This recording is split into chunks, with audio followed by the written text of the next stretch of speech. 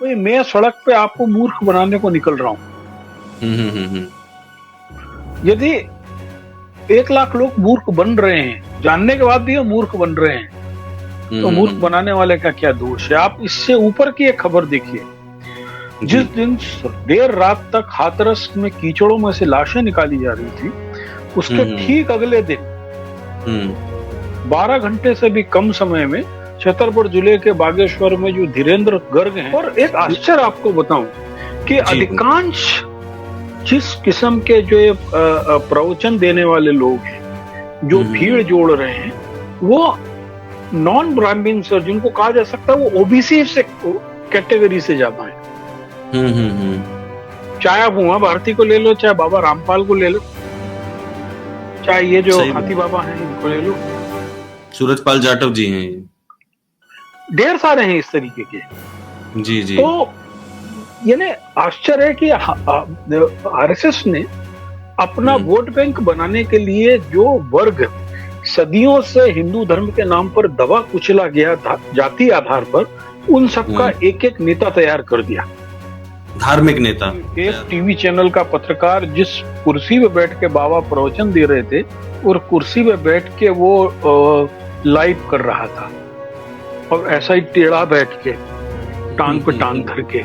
तो ये हमारे यहाँ जो बजर मूर्ख हैं, वो लोग भी ऐसी कुछ हरकतें करते हैं। तो उसके बाद में उनके भक्त निकले, अंदर से कुछ दराती फराती लिए थे, पत्रकारों को उन्होंने खदेड़ा है और उस मंच की धुलाई की है, जिसको उन लोगों ने अपवित्र कर दिया था। देखिए, अब हर आदमी अपनी जिम्मेवारी दूसरे पे फेंक कर, जैसे बाबा जी ने भी एक प्रवचन जारी कर दिया कि जब भगदड़ हुई तब तो मैं वहां था ही नहीं, मुझे मालूम ही नहीं क्या हुआ।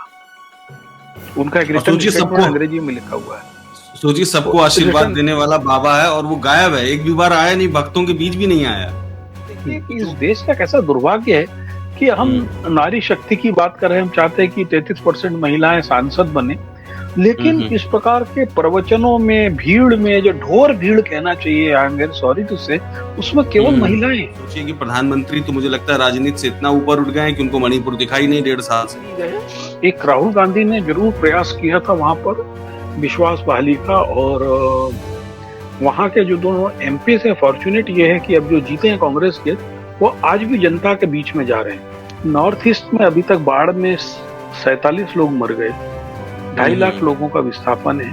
यदि 47 लोग और 2.5 लाख लोग यूपी में होते, एमपी में होते, बिहार में होते, तो फर्स्ट पेज पे होते।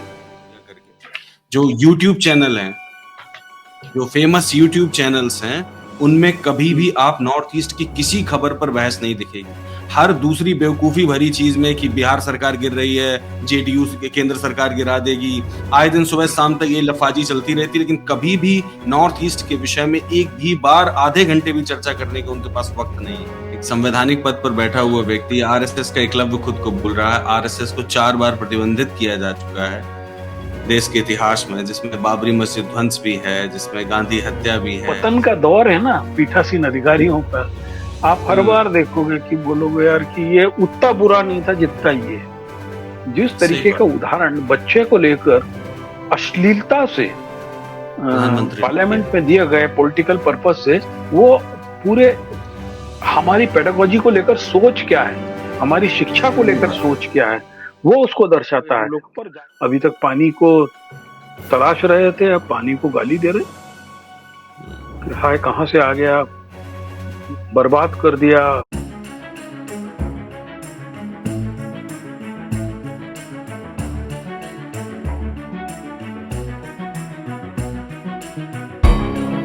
सलाम, नमस्कार, मैं हूं कुणाल पाठक और आप देख रहे हैं द लखनऊ पोस्ट आज का अखबार। आज के अखबार में है मेरे साथ मेरे मेहमान और एनबीटी के पूर्व संपादक पंकज चतुर्वेदी जी। स्वागत है पंकज जी, नमस्कार।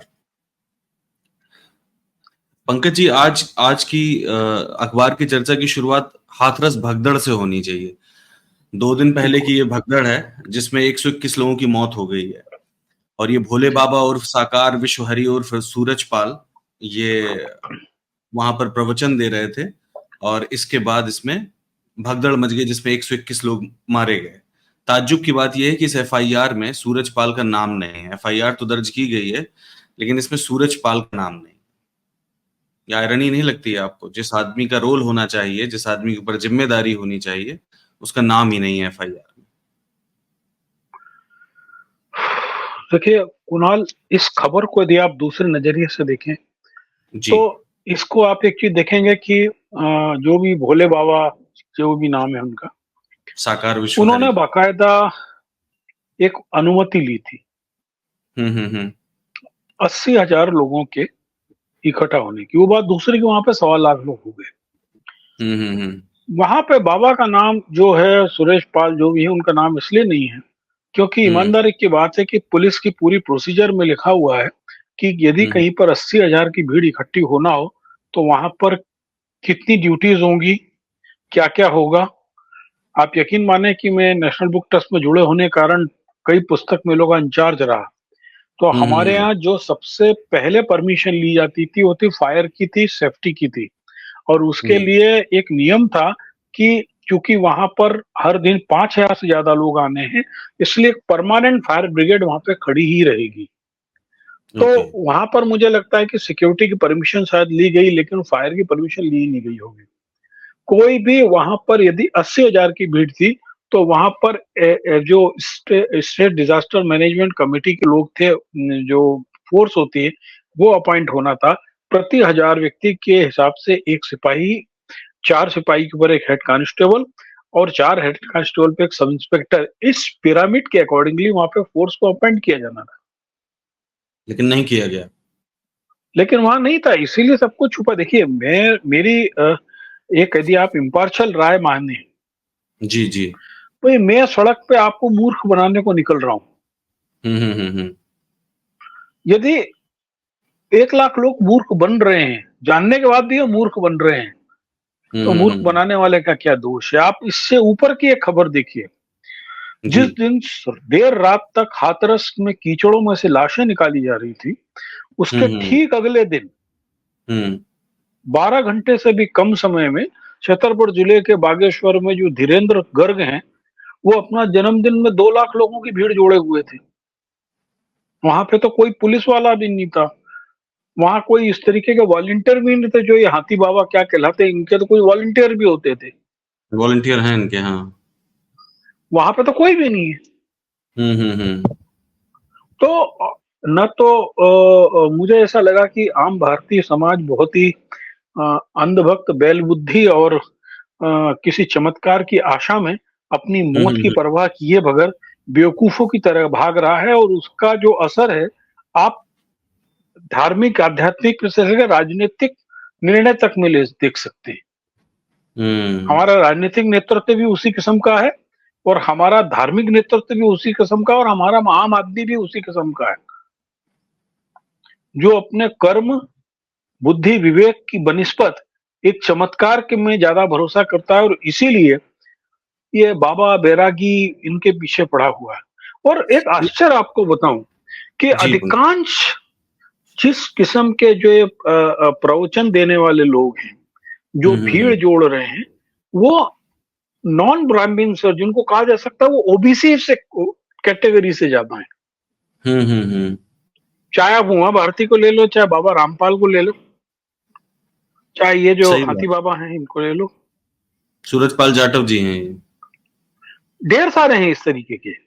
जी जी। तो यानी आश्चर्य है कि आरएसएस ने अपना हम्म वोट बैंक बनाने के लिए जो वर्ग सदियों से हिंदू धर्म के नाम पर दबा कुचला गया था जाति आधार पर, उन सबका हम्म। एक एक नेता तैयार कर दिया। धार्मिक नेता तैयार कर दिया उनको। धार्मिक नेता, है ना, हम्म। उनकी धार्मिक अस्मिता के नाम पर। और वो गाहे बगाहे उनका वोट के रूप में शोषण, मानसिक रूप से शोषण। भाई आज आप देखिए हमारी पार्लियामेंट इस चीज पर उधम काट रही है कि हम्म हिंदू कौन सही बात। है ना, और हम्म सिलेक्टिव होके टुकड़े काट के। हम्म। तो यदि हम देखें तो हमारा समाज भी वैसे ही है, हमारा प्रशासन भी वैसे ही है। पर पंकज जी, आपको ये नहीं लगता कि जैसे आपने कहा कि इतने लोग हैं, ये मूर्ख बनने को तैयार थे, एक आदमी मूर्ख बनाने को तैयार यस, था, यस, तो हाँ। मूर्ख बन गए। मैं ये पूछ रहा हूँ कि क्या अगर हमारे यहाँ अस्पताल अच्छे होते, प्राइवेट अस्पताल सस्ते होते, दवाइयां सस्ती होती, लोगों को आसानी से मेडिकल सुविधाएं मिलती, तो क्या लोग इन बाबाओं के पास अपना इलाज कराने जाते? एक मैं आपसे सामान्य दूसरी बात, अगर आपको एक सामान्य एमडी के पास जाना है, और अपना वायरल बुखार दिखाना है तो आपको 2,000 रुपए चाहिए कम से कम दवाओं के साथ। वो हफ्ते भर बाद आपको फिर बुलाएगा। कोविड के दौर वाली बीमारियों में 21 दिन चल रहा है बुखार। अब आप सोचिए कि 6-7 हजार रुपए वो इसी में बर्बाद करेगा। उसको लगता है कि बाबा आसानी से कर देंगे, बाबा हाथ फेरेंगे सही हो जाएगा। मैं आपसे फिर दूसरी बात कह रहा जी हूँ, हर जी। समय prevention is better than cure. हमारी हम्म, जो सामाजिक परिस्थितियां हैं वो ऐसी क्यों नहीं है कि आदमी हम्म, गंभीर बीमारियों का शिकार ही हो।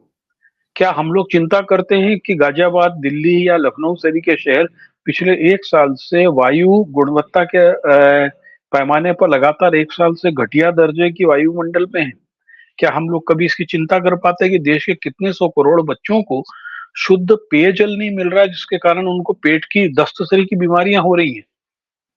तो ये जो बाबा किस्म के लोग हैं, मैंने तो धीरेन्द्र शास्त्री को या हाथी बाबा या घोड़ा बाबा को कभी हम्म। अपने भक्तों से ये आ, शर्त लेते नहीं देखा कि आप गुटखा खाना बंद कर दो। एक है बाबा, एक बाबा है वहीं वहां शहडोल वाले एक है शक्तिपुत्र जी महाराज। वो वो भी यही करते हैं कि आप शराब पीना बंद कर दो, आप गुटखा खाना बंद कर दो। उनका अलग था, मतलब मैं कह रहा हूं कि मोडस ऑपरेंडी अलग है लेकिन तरीका सिर्फ लेकिन नहीं, लेकिन उनका सफलता का राज क्या है? सो तो अमृतपाल सिंह जो भी सांसद बन गया है, उसकी पूरी हम्म, लड़ाई पंजाब में नशे के विरोध में थी। बिल्कुल सही कह रहे हैं आप। यही बात है। ठीक है ना? अब पंजाब में हम्म, तो एक वो चल रहा है, एक तथ्य ये कहा जाता है कि चूंकि अमृतपाल सिंह चिट्टे और नशे के खिलाफ आंदोलन चला रहा था, इसलिए जो हम्म, तस्कर किस्म के लोग हैं उन्होंने पुलिस से मिलकर उसको बंद करा दिया। हम्म। ये भी एक तथ्य है। कोई बाबा क्यों नहीं गुटखे वालों के खिलाफ बोल रहा है इस तरीके से? क्योंकि उन गुटखा से उनको स्पॉन्सरशिप बंद हो जाएगी। आपको नहीं लगता कि हमारा इसमें सरकार की परिस्थिति जिम्मेदारी ज्यादा थी, सरकार का रोल जाहिर है, ज्यादा था? जाहिर है, सरकार सरकार जाहिर का है, रोल ज्यादा। निश्चित ही। यदि 80,000 की भीड़ जोड़ रहे हैं तो उसके अकॉर्डिंगली वहां पे जो है, क्या फायर ब्रिगेड हम्म, वहां पे थी, क्या डिजास्टर मैनेजमेंट के लोग थे, क्या इतनी संख्या पे वहां पुलिसकर्मी थे, हम्म, या लोगों के आने और जाने के रास्तों को लेकर कोई तय था? इस प्रकार की जब कोई भी भीड़ होती है तो एक मिनट टू मिनट प्रोग्राम मांगा जाता है कि ये कितनी देर का होगा, किस समय कौन सी गतिविधि होगी। ये तो उच्छलता, उद्दंडता है आपने पंकज जी है आज ना? के अखबार देखे होंगे। हाँ बिल्कुल। आज जी, आपने आज के अखबार देखे होंगे। मेरे पास जी, 2 हिंदी के 2 अंग्रेजी के अखबार हैं। जी, उन दोनों में सबसे खास बात ये है, इसी खबर को अलग तरीके से लिखा गया है। जैसे जो हिंदी के अखबार हैं उसमें ये बात कही गई है कि भगदड़ हुई हाथरस में और इसकी न्यायिक जांच होगी। और जो 121 मौतें हैं वो इतना छोटा सा नीचे लिखा हुआ है। यही हालत दैनिक बिल्कुल। जागरण में है, यही हालत जनसत्ता में भी है। ठीक है। जबकि हम्म, अंग्रेजी के अखबारों ने अपनी जो हेडलाइन लिखी है उसमें ही शुरुआत में लिखा है कि डेथ टोल राइजेस टू 121। हम्म। मुख्य मुद्दा यह है कि 121 लोग मारे गए, चाहे लापरवाही प्रशासन की हो या उसकी भोले बाबा उर्फ साकार विश्वहरि उर्फ सूरजपाल जाटव की। अखबार भी जाहिर है, देखिए देखिए कैसे। क्या देखिए दैनिक जागरण की खबर का जो खास हासिल है, महफिल है, वो ये है कि योगी आदित्यनाथ तत्काल निरीक्षण करने पहुंच गए। उन्होंने एक्सेग्रेसिया की घोषणा कर दी और जुडिशियल इंक्वायरी की घोषणा कर दी। हम्म, ठीक है ना? यदि हम हिंदुस्तान में देखेंगे तो उस खबर को अंदर के पेजेस में उन्होंने कुछ कुछ लोगों की स्टोरीज भी डाली हैं कि कौन लोग कुचल गए, क्या हुआ। अमर उजाला में भी ये है, लोगों के कुछ कुछ के अनुभव है। उसमें एक खबर भी ऐसी है कि कुछ मीडिया वालों को वहां पर कुछ लोग आए हाथ में दराती लेके और उनको भगा दिया वहां से जहां पर बाबा का मंच था। क्योंकि एक टीवी चैनल का पत्रकार जिस कुर्सी पे बैठ के बाबा प्रवचन दे रहे थे, और कुर्सी पे बैठ के वो लाइव कर रहा था, और ऐसा ही टेढ़ा बैठ के, टांग पे टांग धर के। तो ये हमारे यहाँ जो बजर मूर्ख हैं, वो लोग भी ऐसी कुछ हरकतें करते हैं। तो उसके बाद में उनके भक्त निकले, अंदर से कुछ दराती फराती लिए थे, इन पत्रकारों को उन्होंने खदेड़ा है और उस मंच की धुलाई की है जिसको उन लोगों ने अपवित्र कर दिया था। तो एक ये खबर भी किसी स्थानीय अखबार में से उभर के आ रही ये है। राष्ट्रीय ये अखबारों में नॉर्मल ऐसी खबरें नहीं आमतौर है, पर नहीं होती नहीं है। राष्ट्रीय में ठीक है। नहीं है।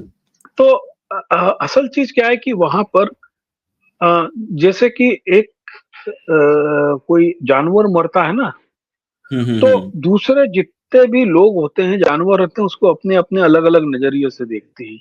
जैसे मोर मर गया तो वन विभाग को लगेगा राष्ट्रीय पशु मर गया, चींटी सोचेगी 8 दिन का खाना मिल गया, गिद्ध सोचेगी बड़ा हिस्सा ले लूंगा तो 2-4 दिन खाने को मिलेगा। तो सही। कोई आदमी उस दौर में ये नहीं सोचता है कि बेचारा मोर मर क्यों गया। हम्म। ठीक है, तो ये जो हमारा पूरा तंत्र है ना, देखिए इस तंत्र की खूबसूरती देखिए। अब हर आदमी अपनी हम्म। जिम्मेवारी दूसरे पे फेंक कर, जैसे बाबा हम्म। जी ने भी एक प्रवचन जारी कर दिया कि जब भगदड़ हुई तब तो मैं वहां था ही नहीं, मुझे मालूम ही नहीं क्या हुआ। उनका एक और रिटर्न सोचिए स्टेटमेंट सबको, अंग्रेजी में लिखा हुआ है। सोचिए सबको आशीर्वाद रिटर्न देने वाला बाबा है और वो गायब है, एक भी बार आया नहीं, भक्तों के बीच भी नहीं आया कि जो मर गए हैं कम से कम उनको, उनके परिवारजनों को थोड़ी बहुत सहानुभूति देता। एक्चुअली वहां जो झंझट हुआ है वो कुछ हुआ है कि किसी मट्टी को अचानक पवित्र घोषित कर दिया गया था। तो लोग तो जैसे अधिक से अधिक पवित्रता अपने घर ले जाएं, उस मामले में वो लूटने के चक्कर में वो कुचल गए।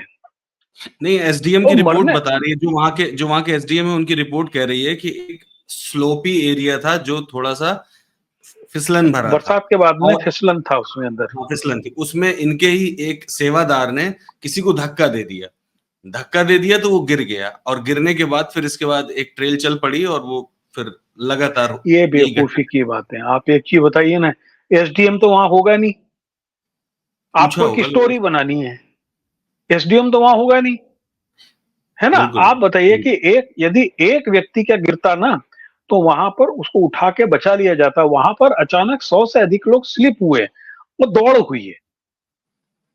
हम्म। और सबसे बड़ी चीज आप देखिए कि इस देश का कैसा दुर्भाग्य है कि हम हम्म। नारी शक्ति की बात कर रहे हैं, हम चाहते हैं कि 33% महिलाएं सांसद बने, लेकिन हम्म। इस प्रकार के प्रवचनों में भीड़ में जो ढोर भीड़ कहना चाहिए, I am very sorry to say, उसमें केवल हम्म। महिलाएं हैं। हाँ, सिर्फ महिलाएं, सही बात है। और एक और ताज्जुब की बात पंकज जी समझिए कि ये आदमी जो सूरजपाल था, ये जो भोले बाबा हैं, ये यूपी पुलिस में काम करते थे, तो आपने पढ़ा ही होगा। सिपाही थे। ये हाँ। हाँ, सिपाही थे, और 28 साल पहले छेड़खानी के आरोप में ही ये निलंबित किए गए थे। यस। महिलाओं के साथ, ऑफ कोर्स महिला के साथ ही छेड़खानी की होगी, महिलाओं के साथ छेड़खानी की, फिर उसमें निलंबित हुए, और आज महिलाओं को ही आशीर्वाद दे रहे हैं। नहीं, और वो तो आप महिलाएं बड़ी आशाराम को संख्या ले में। लो। आशाराम जी बलात्कार में पीएचडी है अंदर है। वो तो, पीएचडी, हाँ, वो पीएचडी थे और आज बलात्कार। की तारीख में भी आशाराम जी के जो पीछे लड़ने वाली सबसे ज्यादा भीड़ जो इकट्ठा होती है, महिलाओं की। सिंधी और मुल्तानी और जंगियों की, वो हम्म। महिलाएं हैं, और वो मानने को तैयार नहीं है कि बाबा जी ऐसा कर सकते हैं। राम रहीम जी, वो भी उसी के लिए अंदर है। तो हम्म। मुझे देखिए क्या है कि पंजाब में तो खासकर डेरों की शुरुआत ही इसलिए हुई थी कि हम्म। आदमी युद्धों को चला जाता था, महिलाएं घर में अकेली रहती थी, उनकी सुरक्षा की भावना होती थी। तो एक ऐसी हम्म। जगह होती थी जहां पर कोई एक संत होते थे जो उनको जपजी साहब, गुरुमुख साहब और इन सब का पाठ करते थे। वो लोग साझा रूप से चूल्हा जलाती थी, साझा खाती थी, तो एक सुरक्षा की भावना भी रहती थी। और एक जो एक था कि यदि औरत अकेली रहेगी और धार्मिक भावनाओं में रहेगी तो उसका पैर नहीं फिसलेगा। हम्म। जो हम्म। इसके लिए डेरे पंजाब से और हरियाणा से शुरू हुए थे। हम्म। फिर वो भगवान बन गए खुद ही, अपना उन्होंने पंथ बना लिया। हम्म। तो ये जो महिलाएं हैं जो अपने परिवार के परिवेश में असुरक्षित महसूस करती हैं, जो अपने हम्म। घर में अपने रिश्तेदारों से असुरक्षित महसूस करती हैं, जिनकी हम्म। कोई डिसीजन लेने की पावर नहीं अपने घर में, कहा जा हम्म। सकता है कि वो कुंठित हैं, उन सब लोगों को घर से बाहर निकलने, एक हम्म। चमत्कार की आस और एक समुदाय का हिस्सा बनने में का जो अवसर मिलता है, वो ऐसे ही बाबा बैरागियों के उसके चक्कर में मिलता है। आदमी को भी लगता है बाबा के पास जा रही है, ये कुछ चमत्कार लेके आई तो घर में ही ज्यादा पैसा लेके आई, तो आदमी भी भेज देता है। हम्म। सही ठीक है ना, बात। हमारा पूरा नहीं। और आप अकेले इन औरतों को क्यों देश दो, हमारा हम्म। तो पूरा देश चमत्कार पे चल रहा है। हमने मान लिया था कि अब राम मंदिर बन गया है तो अब ऐसा चमत्कार होगा जैसा कि राम राज आया था वैसे ही आ जाएगा। हम्म। हम लोग 10 साल एक चमत्कार में बैठे रहे कि एक बाबा जी जो सत्ता चला रहे हैं वो अभी विदेश से पैसा लाएंगे और 15-15 लाख रुपए बांटेंगे, पेट्रोल 23 रुपए पे कर देंगे, सिलेंडर भी कम हो जाएगा। तो हम भी तो पूरा समाज ही चमत्कार की आस में बैठा हुआ है। तो हम क्या किसी भी इंसान को इंसान के रूप में रहने नहीं देते, जबकि बेचारे रामचंद्र जी, श्री कृष्ण जी धरती पे अवतार लेके इंसान आम की इंसान के रूप में आए। लेकिन सही बात। हमारे जो इंसान है हम उन सबको अवतार बना देते हैं, और कुछ एक तो ऐसे जो खुद भी बोलते हैं कि वो अवतार है, वो तो बायोलॉजिकल ही नहीं है। तो सही बात है। है ना, तो फिर ये हाथी बाबा और घोड़ा बाबा भी यही करेंगे तो कोई बड़ी चीज नहीं है।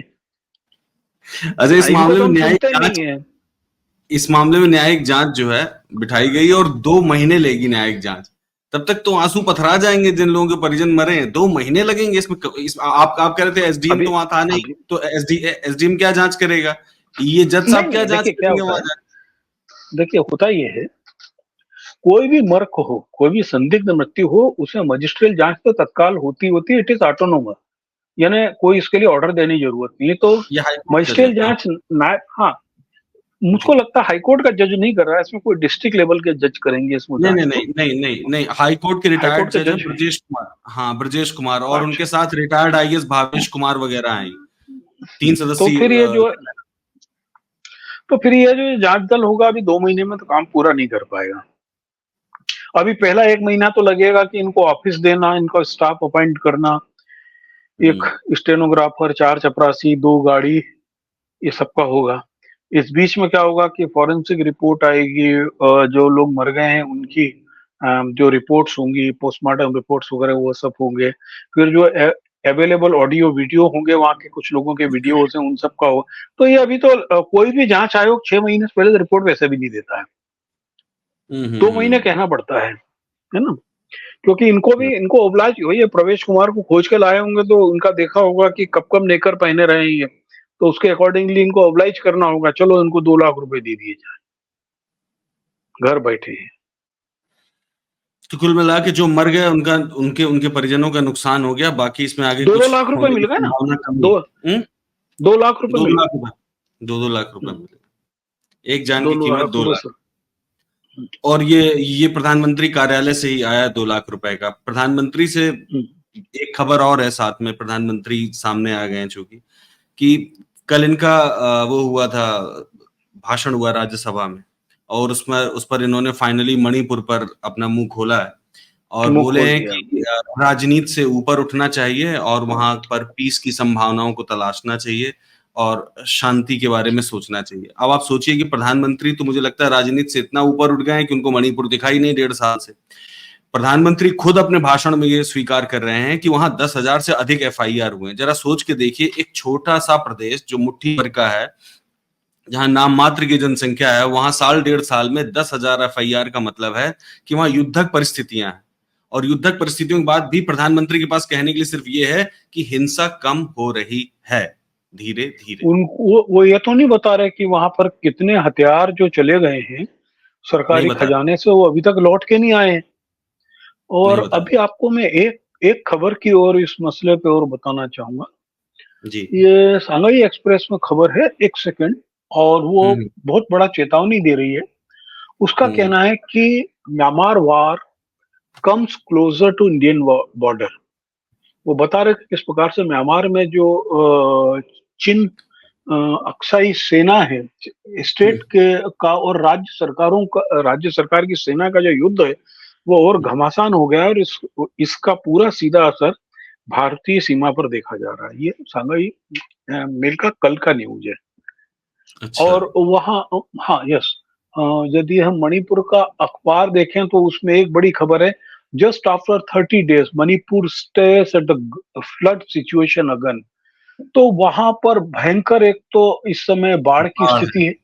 ठीक है, ठीक बिल्कुल। है। जबकि आप देखिए कि हमारे अखबारों को प्रोफेसर हम्म बिमल, जो मणिपुर से लोकसभा के सदस्य आए, और उन्होंने क्या बोला है वहां पर, हम्म उसके ऊपर चर्चा करनी चाहिए। हम लोगों ने उस पर चर्चा ही नहीं की। और हम्म यदि मणिपुर के अखबार देखे तो साफ साफ कह रहे हैं कि केंद्र सरकार जो भी कह रही है वो ढोंग कर हम्म रही है, यहाँ पे तो अभी भी तनाव की स्थिति है। हम्म। तो ये मैं मणिपुर की खबर बता रहा हूँ आपको, फर्स्ट पेज की है ये सब। क्योंकि और ये संघाई मेल जो है और एक दिन बाद मिल पाता है हमको देखने को ये। प्रधानमंत्री के पास सिर्फ 4 लाइनें थी मणिपुर के लिए कहने के लिए, वो यही कि वहां 10,000 से अधिक, मतलब 11,000 FIR हुई हैं वहां, और 500 से अधिक लोग गिरफ्तार हैं, वहां हिंसा की स्थिति ठीक हो रही है। बस इतना ही। किसी अखबार ने सवाल नहीं पूछा है कि 1.5 साल हो गए हैं वहां पर, आपके पास जवाब देने के लिए सिर्फ इतना ही है, इसके अलावा कुछ भी नहीं, कोई जवाब नहीं। Yes, true. तो मणिपुर को तो हम लोग अपने देश का हिस्सा मान कहाँ रहे ना, ये भी तो देखो।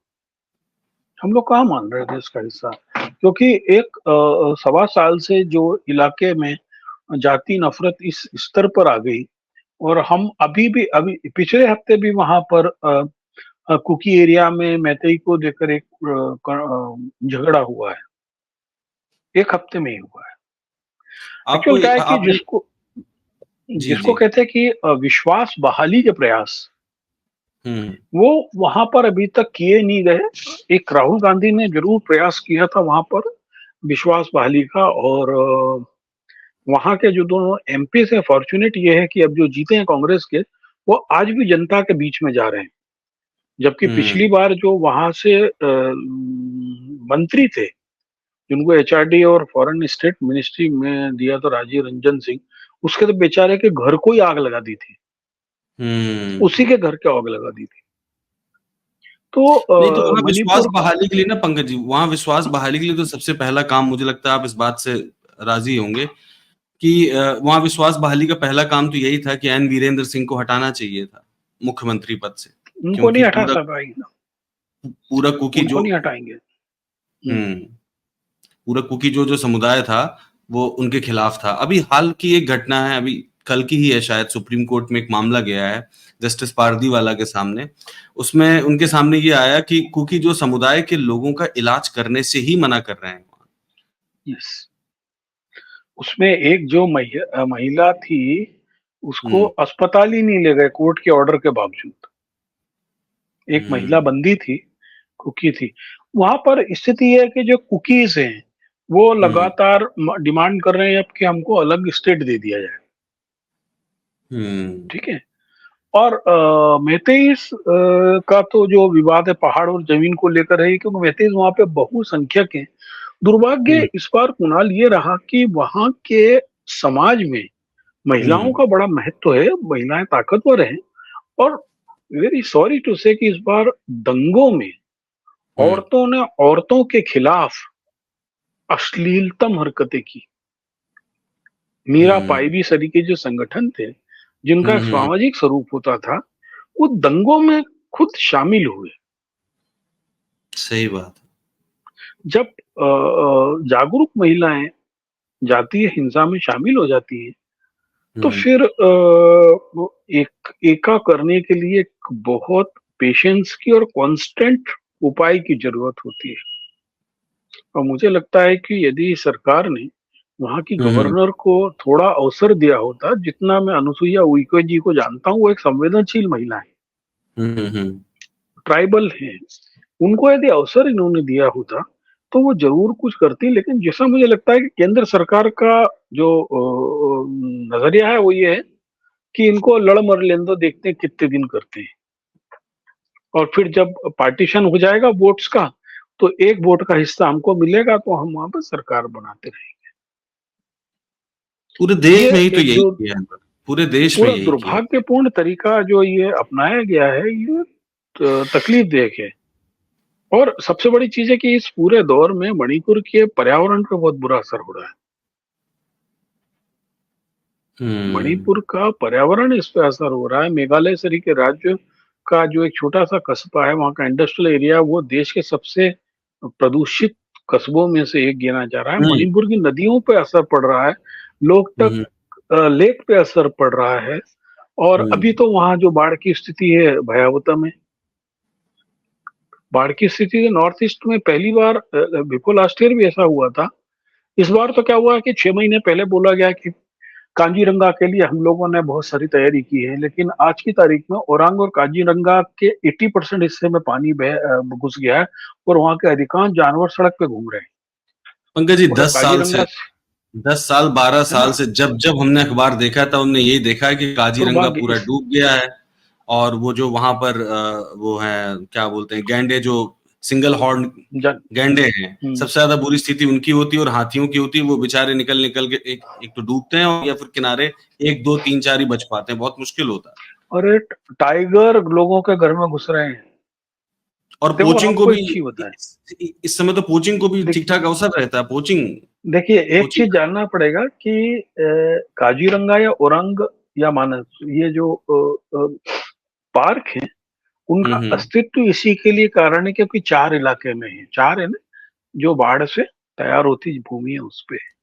लेकिन बहुत हम्म। साल पहले एक रिपोर्ट थी कि काजीरंगा के बीच में ऐसे ऊंचे टापू बनाए जाएं जिसमें हाँ, अधिक पानी की स्थिति में जानवर उस पे जा सके। ऊपर वो बिल्कुल। हाँ, हर बार ऐसे टापू बनते हैं, वो केवल कागज पे बनते हैं और पहली बार में वो मिट्टी उनकी कोलैप्स हो जाती हम्म।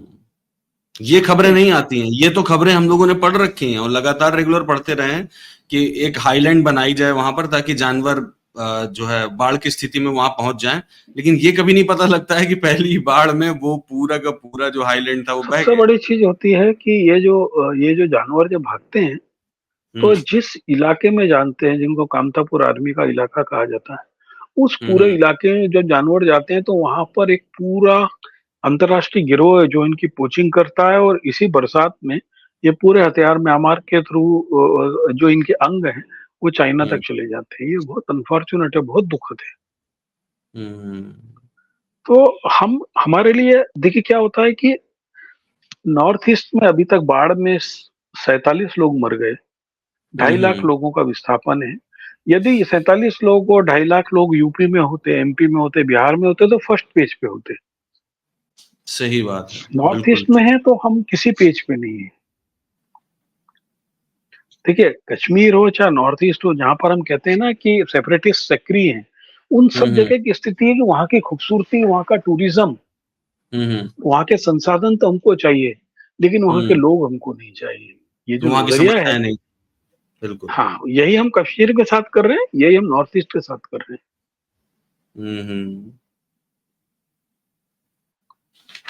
सही बात कह रहे हैं आप। अच्छा, आप देखें तो मतलब मुझे याद नहीं पड़ता है कि किसी भी मेन स्ट्रीम चैनल में, और किसी भी, इवन मेन स्ट्रीम चैनल तो छोड़ दीजिए, वो तो बेचारे बदनाम हैं, गोदी मीडिया और फला मीडिया करके, जो यूट्यूब चैनल हैं, जो फेमस यूट्यूब चैनल्स हैं, उनमें कभी भी आप नॉर्थ ईस्ट की किसी खबर पर बहस नहीं दिखेगी।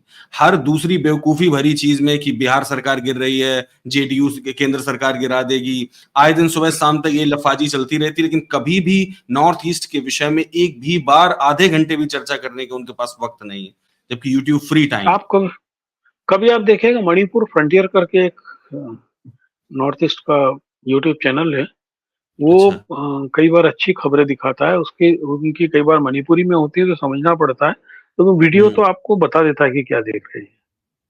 हम्म। नहीं, मेरा सवाल और इन पर है।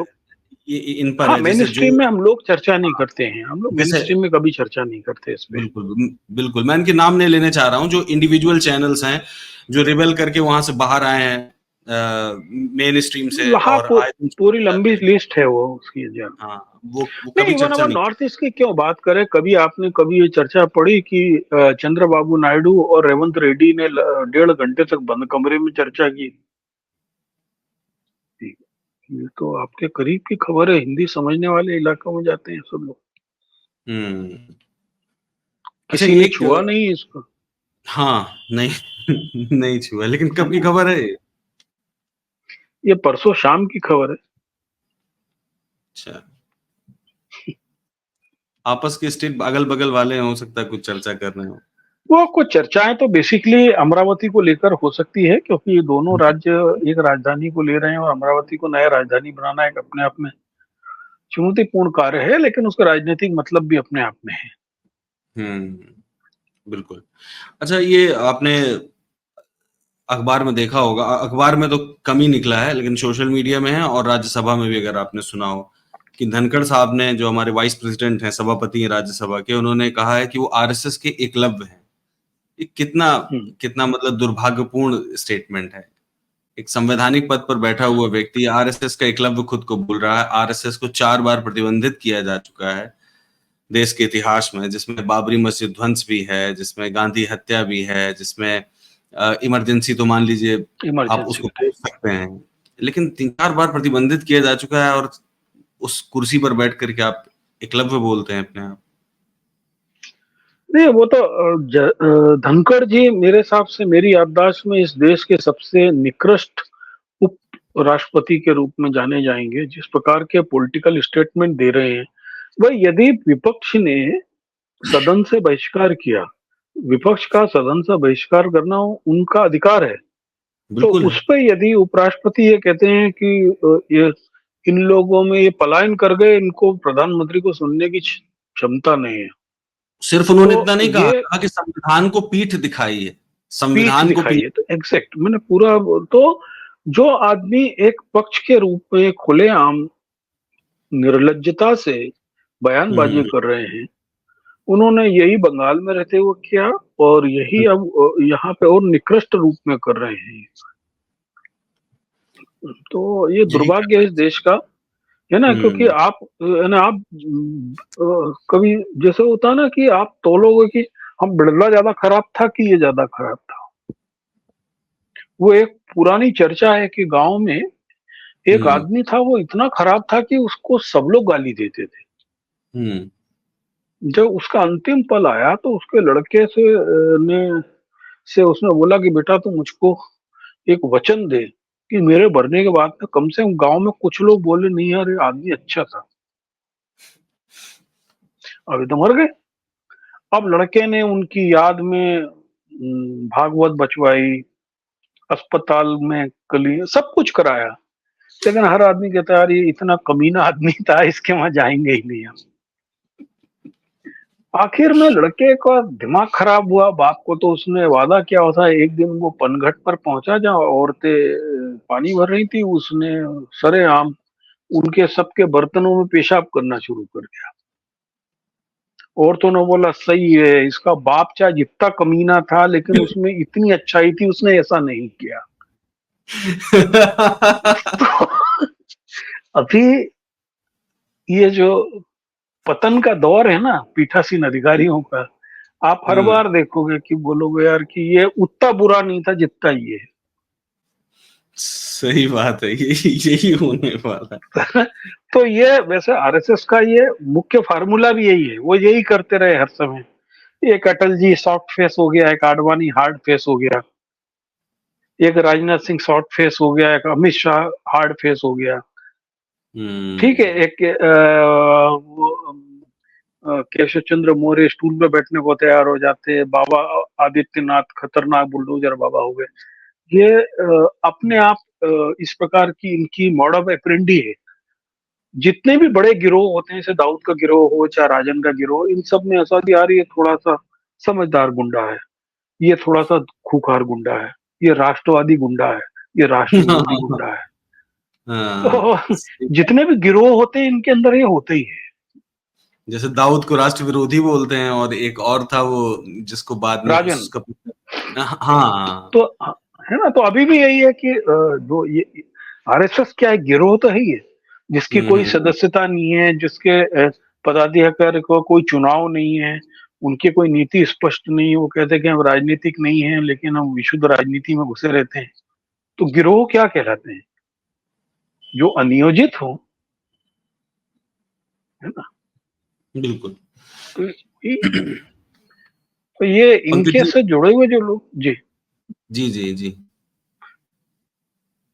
एक महत्वपूर्ण खबर जो आज सभी अखबारों की बल्लियों पे उछल रही है, वो तो क्रिकेट T20 जीत के भारत, हमारी फौज लौट आई है और उसको भारत की जीत कहा जा रहा है। ये तो सबसे महत्वपूर्ण खबर है।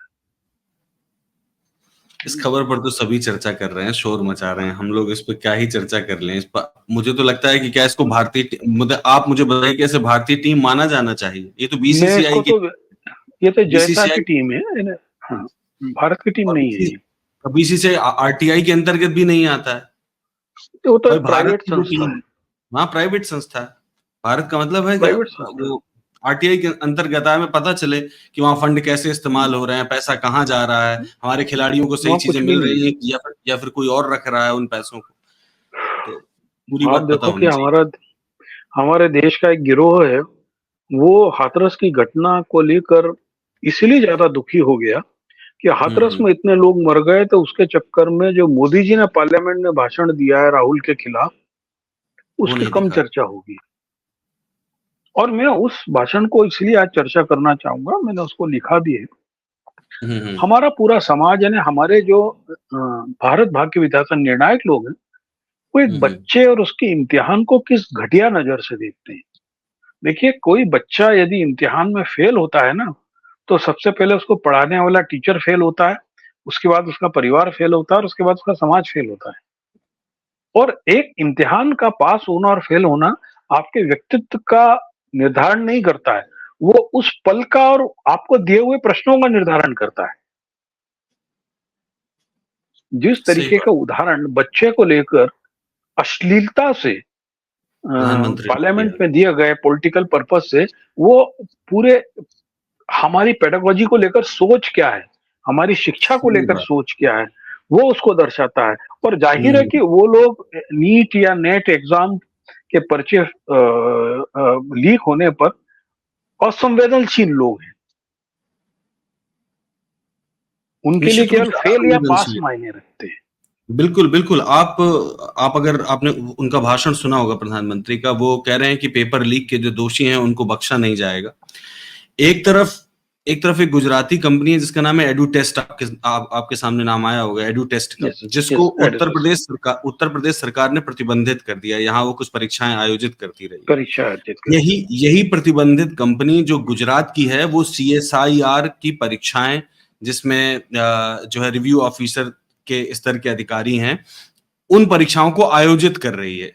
और सीएसआईआर का है। मतलब है कि उसका अध्यक्ष हुआ भारत का प्रधानमंत्री।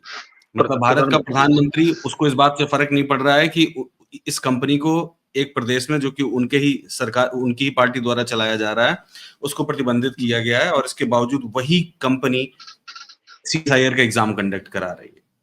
True, true. और दूसरी बिल्कुल तरफ वो सही कह कहते रहे हैं हो। कि पेपर लीक से लड़ेंगे हम। आखिरकार कैसे लड़ने वाले हैं पेपर लीक से? नहीं, उनकी मानसिकता वो है ना, मानसिकता तो आप देख लीजिए, वही है जो एक बच्चे के सफलता और असफलता को किस नजरिए से देखते हैं, है ना। आप बिल्कुल उनकी सही। नजर, उनका आप एक असफल क्यों हो रहा है बच्चा, उसको लेकर एक पूरा जो बाल मनोविज्ञान जिसको कहते हैं, जिसको लेकर शिक्षा तंत्र को चिंतित होना चाहिए देश में, कि ड्रॉप आउट हम्म। रेट्स क्यों बढ़ रहे हैं, असफलताओं के रेट क्यों बढ़ रहे हैं। हम उस पर चर्चा कर ही नहीं रहे हैं। हम उसको मखौल के रूप में पार्लियामेंट में चर्चा कर रहे हैं। हम्म। कांग्रेस को कितनी सीट मिली, राहुल गांधी सफल रहे असफल रहे, उसके लिए बहुत सारे अलग किस्म के उदाहरण दिए जा सकते थे। उसके लिए बच्चे का और इम्तिहान का उदाहरण देना एक निहायत असंवेदनशील और बच्चों के प्रति निकृष्ट सोच का प्रतीक है। मैं आपने उसकी देखा होगा। राजनीति पर कतई नहीं जा रहा हूँ। वो हाँ, राजनीति बिल्कुल एक सही। अलहदा मसला है कि बिल्कुल। 99 वाला पास नहीं हुआ है तो 240 वाला भी पास नहीं हुआ है। उसको भी सही पास बात। होने को 274 की जरूरत थी। ठीक है ना, फेल पास तो ये कोई भी भी नहीं है, हुआ। सही। हाँ, लेकिन बिल्कुल हम सही बात। उससे बच्चों को नहीं जोड़ सकते। आपने बहुत मेरा दर्द अच्छा केवल मुद्दा इसमें है। उठाया है। बिल्कुल, बिल्कुल सही कहा आपने। उन्होंने जिस तरीके से अपने राजनीतिक लाभ के लिए बच्चों का इस्तेमाल कर लिया, बच्चों की परीक्षाओं का इस्तेमाल कर लिया संसद में। शेमफुल है। शेमफुल। शेमफुल है। निश्चित रूप से शेमफुल है। और दूसरी तरफ आप ये समझिए कि इतनी अधिक बेशर्मी है पूरी भारतीय जनता पार्टी में और इनकी तमाम सरकारों में। अभी आपके सामने एक मामला आया होगा, मतलब छात्र परीक्षाएं, इससे तो कोई लेना ही देना नहीं। ऐसा लगता है कि शिक्षा, पढ़ाई और एस्पिरेंट्स, इनका कोई लेना देना नहीं। अभी एक हाईकोर्ट में मामला आया यूपीपीसीएस जे का। उसमें 50 कॉपियों की इंटर मिक्सिंग 50 कर दी। मिला दिया था उसको। हाँ, और आप सोचिए कि देखा। अगर छात्र अगर कोर्ट नहीं जाएं, तो ये जाने कितने छात्रों का भविष्य खा रहे हैं लगातार। किसी को कोई फर्क ही नहीं पड़ रहा। मैं दो खबरों की ओर चर्चा करना चाहूंगा जो जी, अखबारों के जी, पहले पन्ने पे नहीं है या किसी पन्ने पे नहीं। जी। पहली खबर है मध्य प्रदेश की,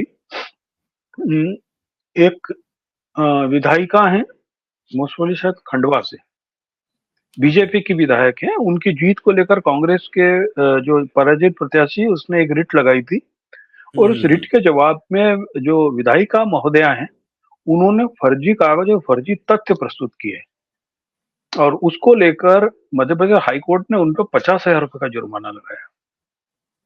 बताइए, ये खबर आपको किसी पेज पे नहीं मिली कहीं होगी। कहीं नहीं है, दूसरी कहीं नहीं है। खबर, सभी सोशल मीडिया पे देखा गया कि भारतीय जनता पार्टी और आरएसएस के लोग गुजरात में कांग्रेस के ऑफिस के अंदर दीवार कूद के अंदर घुसे और वहां पर हम्म। उन्होंने काली पोती तोड़ फोड़ की।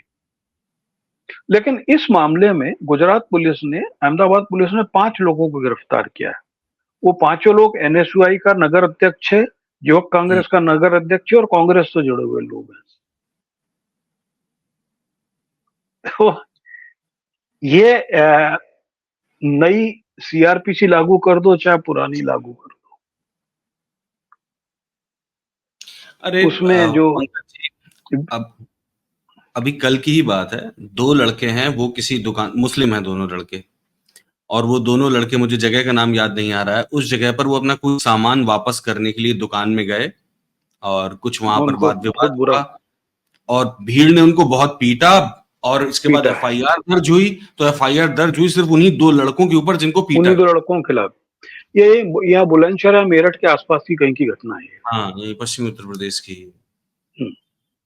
जबरदस्त आयरनी तो है, मतलब न्याय का आप नाम ही इन्हें नहीं। कोई, आप कोई भी आईपीसी कोई भी लागू कर दो, लेकिन सही बात। यदि जो जो अपने सिर पे जो निशान शेर का लेके बैठा है उसकी वो इज्जत नहीं समझता है, हम्म। तो उसको आप क्या करोगे। ठीक बात है। मेरे ठीक, पास इतनी खबरें चर्चा के लिए थी पंकज जी। आपके पास हो कोई ठीक। विशेष खबर जिसको आप बस बताना आज चाहें? तो खासकर बस यही है, बाकी तो बाढ़ है, पानी है। अब हम लोग अभी तक पानी को तलाश रहे थे, अब पानी को गाली दे रहे कि हाय कहाँ से आ गया, बर्बाद कर दिया, ना रौद्र पानी रूप में आ गया। जब पानी कम था तब भी कोई प्रबंधन नहीं था, जब पानी अधिक हो गया तब भी कोई प्रबंधन नहीं। तभी कोई प्रबंधन नहीं है। Yes, this is the thing.